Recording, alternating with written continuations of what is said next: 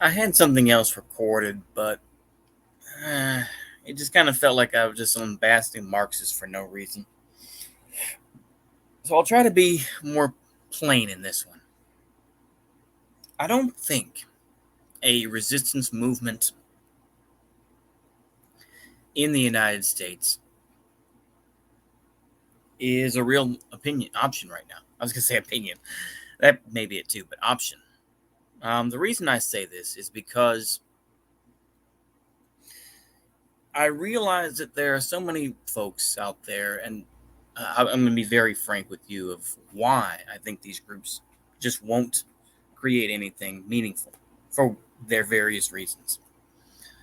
So let me start with right wing groups. Why not?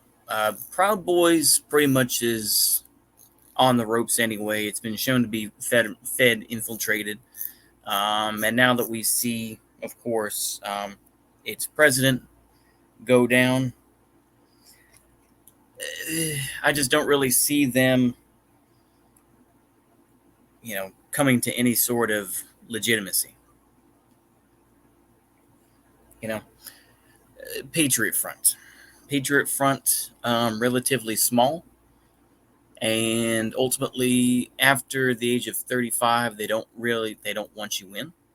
I think that they're good at stirring up trouble and being organized. I'll put it that way. But I feel that they can't really build a large scale movement easily. I'll put it that way. I'm sure you could talk about three percenters and these other groups.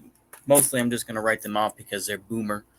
And ultimately, boomers, for all their tough talk and everything else like that, I don't think they're ready to go to war with the government, in my opinion, not full on.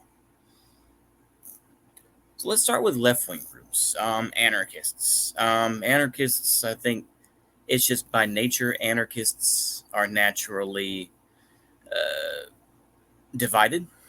I think they naturally just kind of they can't really get their shit together. I mean, we saw Chaz where basically it was just a constant party and everything else like that, right? And couldn't really grow food, anything else like that. It was a shit show. Marxist Leninist types. Okay. I've realized this for a while, but it took me a while to verbalize it. So I'm going to be very careful and just say it this way. I think that Marxist Leninists, overall, they shift between obviously promoting the very popular ACAB sort of idea, but also realizing that they do need a secret police and they aren't willing to try to create nuance on any level and try to make that realistic of, yeah, we're going to need a police force, but yeah, ACAB for now. I haven't really seen any sort of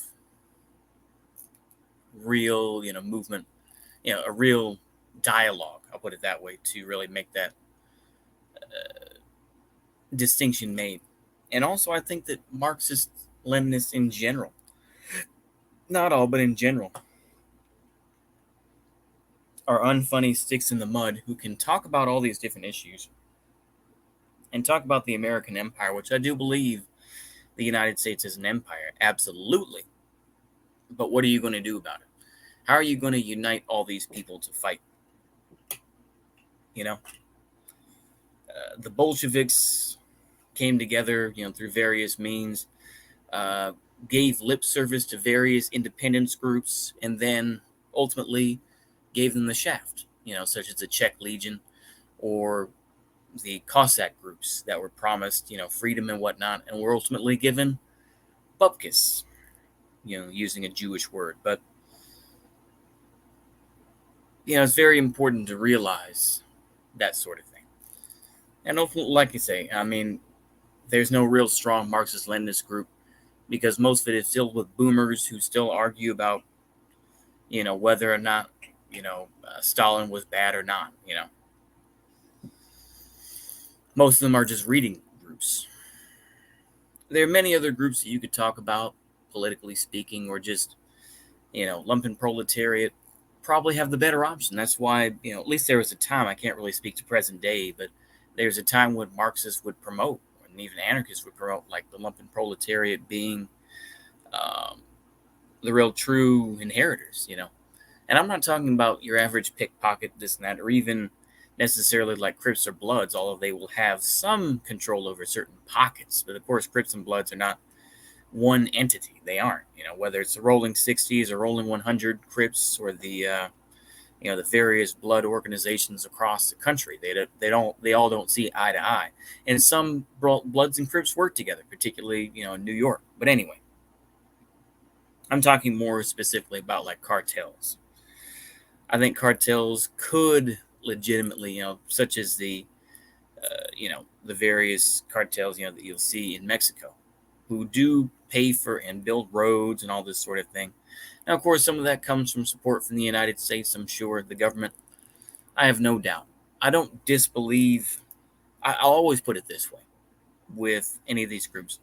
I don't disbelieve the information that they promote or even the theories they promote in some cases, but their ideology betrays them. And I think when you become an ideologue and you simply say, this X movement is going to save us, you're barking up the wrong tree, in my opinion. I don't really know where else to go with this, but I feel like you want to talk about civil war, go ahead. I do think that the country is just more visually coming apart, although it's been like that for plenty of generations, and there were many different entities. But there were various aspects that saved the country. Such as the Depression was brought out because of World War II, or we saw the civil rights movement come in, to kind of muddy the waters a bit of the issue of jobs going overseas. Because of integration and everything else like that, we saw more jobs.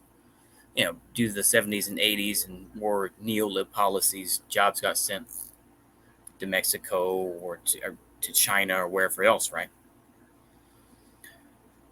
And this is where we are in the United States.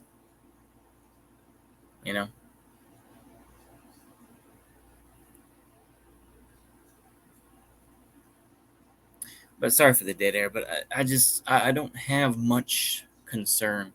I do think that resistance groups may come up and they may have these aspects about them, but I think that their ideology betrays them to a point. Not everyone's going to go full on right wing, although right wing stuff is more appealing. I'll put it that way, because right wing folks just say it as it is. Marxists covered things up with gobbledygook jargon, and